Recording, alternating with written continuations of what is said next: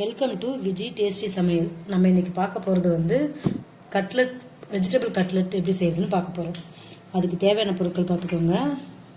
முதல்ல பீன்ஸ் ஒரு 5-6 பீன்ஸ் எடுத்து பொடியாக நறுக்கி வச்சுக்கோங்க. ஒரு கேரட் எடுத்து பொடியாக நறுக்கி வச்சுக்கோங்க. பெரிய சைஸ் வெங்காயம் பொடியாக நறுக்கி வச்சுக்கோங்க. கொஞ்சம் கொத்தமல்லி. உருளைக்கிழங்கு நல்லா வேக வச்சு மசிச்சு வச்சுருக்கேன். இந்த மாதிரி நல்லா மசிச்சு வச்சுக்கோங்க.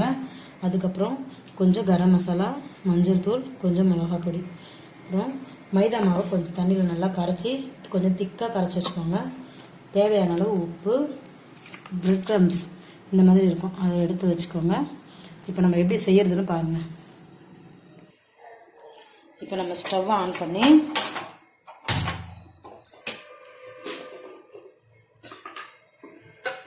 ஒரு வானலை வச்சு நல்லா காஞ்சதும் கொஞ்சம் எண்ணெய் போட்டுக்கோங்க.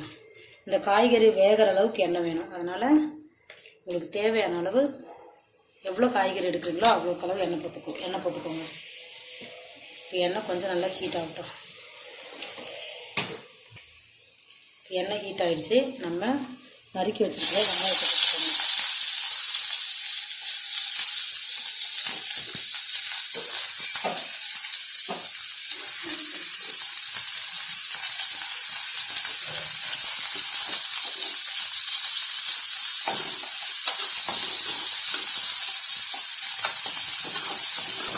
வெங்காயம் ரொம்ப வதங்கலாம், 2 நிமிஷம் வதங்கினா போதும். இதுக்கப்புறம் நம்ம தேவையான காய்கறிகள் சேர்த்துக்கலாம். நறுக்கி வச்ச கேரட்டு, பீன்ஸு,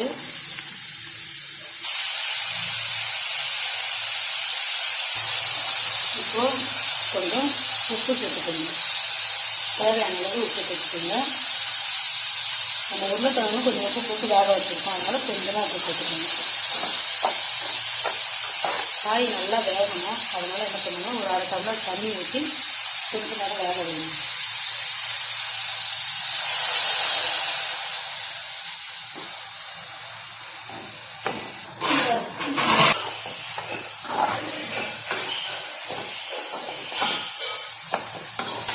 இப்போ காயில் நல்லா வதங்கிடுச்சு. இப்போ நம்ம இதில் வந்து வேக வச்சு மசிச்சு வச்சுருக்க உருளைக்கிழங்கு சேர்த்துக்கணும்.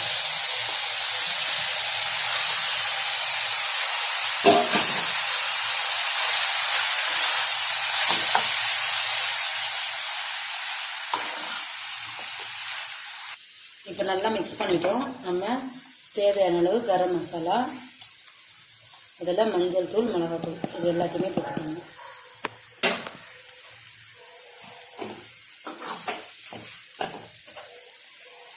இப்படி மிக்ஸ் பண்ணும்போது சிம்மில் வச்சுருங்க. அடுப்பை சிம்மில் வச்சுட்டு நல்லா இதை கலந்து விடுங்க.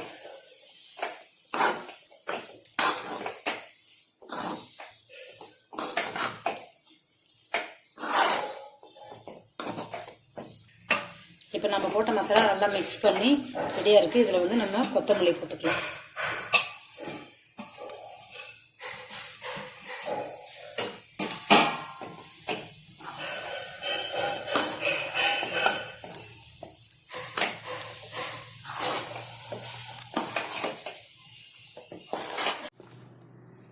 நம்ம வச்சுருந்த இந்த மசாலா, வெஜிடபிள் மசாலா வந்துட்டு நல்லா ஆறிடுச்சு. இப்போ வந்து நம்ம கட்லெட்டுக்கு எந்த ஷேப்பில் வேணுமோ அந்த ஷேப்பில் உருட்டி எடுத்து கட்லெட் செய்யலாம்.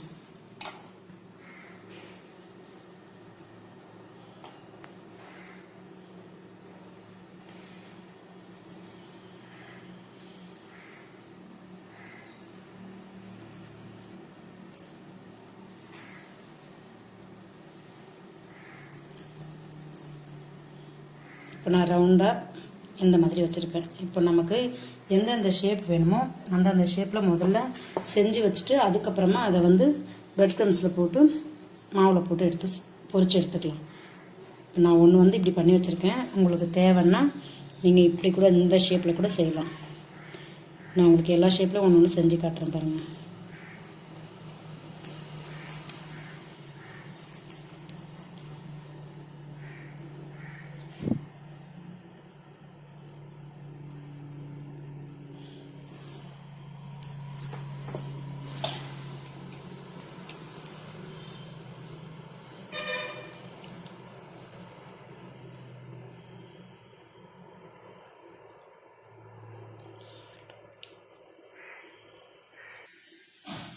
இப்போ ஹார்ட் ஷேப்பில் ஒன்று பண்ணியிருக்கேன் பாருங்கள். இந்த மாதிரி செஞ்சுக்கோ. முதல்ல இந்த மாதிரி எல்லாத்தையும் செஞ்சு மொத்த மசாலாவையும் நம்ம செஞ்சு வச்சுட்டு அதுக்கப்புறமா செய்யலாம். நம்ம இப்போ எல்லா மசாலாவையும் இந்த மாதிரி நமக்கு தேவையான ஷேப்பில் இந்த மாதிரி ரெடி பண்ணி வச்சுட்டு அதுக்கப்புறமா இதை எடுத்து மாவு இந்த அளவு கொஞ்சம் திக்காக கரைச்சி வச்சுக்கோங்க. மைதா மாவு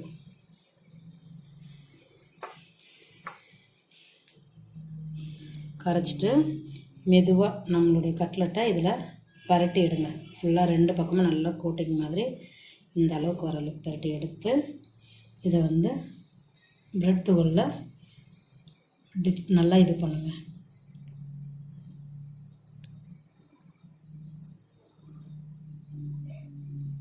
இந்த மாதிரி வந்ததுக்கப்புறம் எடுத்துகிட்டு வச்சு இப்போ இருக்கிற எல்லா கட்லெட்டையும் இந்த மாதிரி செஞ்சு வச்சுக்கோங்க. இப்போ இந்த மாதிரி நம்ம எல்லாத்தையும் பிரெட் க்ரம்ஸில் போட்டு டிப் பண்ணி வச்சிட்டோம். இப்போ இதை வந்து நம்ம கொஞ்சம் ஸ்டவ் ஆன் பண்ணி பொரிச்சு எடுக்கலாம். பொரிக்கிறதுக்கு தேவையான அளவு எண்ணெய் போட்டுக்கோங்க. நிறைய எண்ணெய் வேணாம், கொஞ்சமாக எண்ணெய் போட்டுக்கோங்க. கொஞ்சம் எண்ணெய் ஹீட் ஆனதுக்கப்புறம் அடுப்பை சிம்மில் வச்சு கொஞ்சமாக மெதுவாக கொஞ்சம் அடுப்பு எரியும் போது பொரிச்சிடுங்க. இல்லைன்னா மேலே ரொம்ப தீஞ்சு போயிட்டு கருகி போன மாதிரி வந்துடும். எண்ணெய் இப்போ ஓரளவு நல்லா காஞ்சிடுச்சு. இப்போ வந்து நம்ம டிப் பண்ணி வச்சுருக்கிற கட்லெட்டுங்களை போட்டு பொரிச்சு எடுத்துக்கலாம்.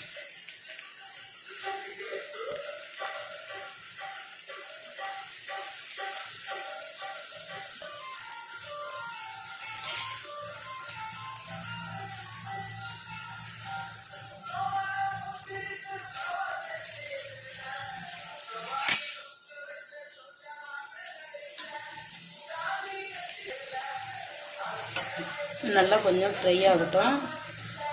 நான் இப்போ அடுப்பு கொஞ்சம் சிம்மில் தான் வைக்கிறேன். ரொம்ப சிம்மில் வைக்காதீங்க, ஓரளவு கொஞ்சம் மீடியமாக வச்சு பொரிச்சிடுங்க.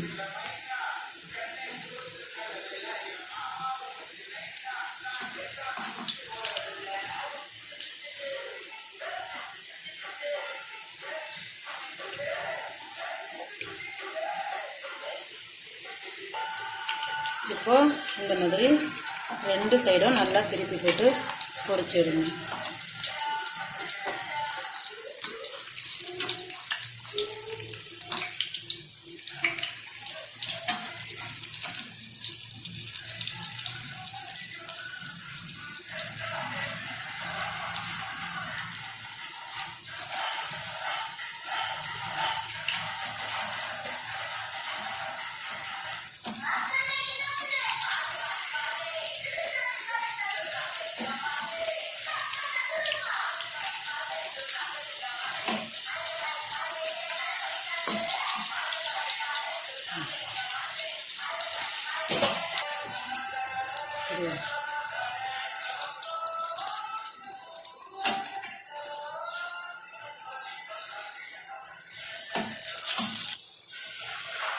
இப்போ நம்மளுடைய கட்லெட்டு நல்லா 2 பக்கமும் ரோஸ்ட் ஆகிட்டு ரெடி ஆகிடுச்சு. இதை இப்போ நம்ம ஒரு தட்டில் எடுத்து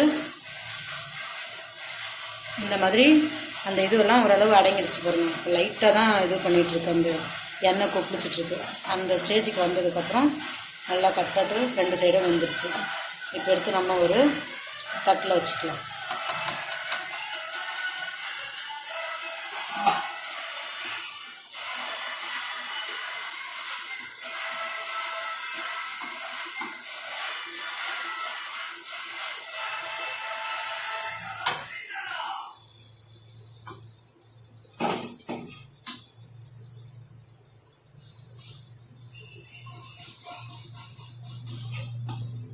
இப்போ இதே மாதிரி நம்ம இருக்கிற எல்லா கட்லெட்டையும் பொரிச்சு எடுத்துக்கலாம்.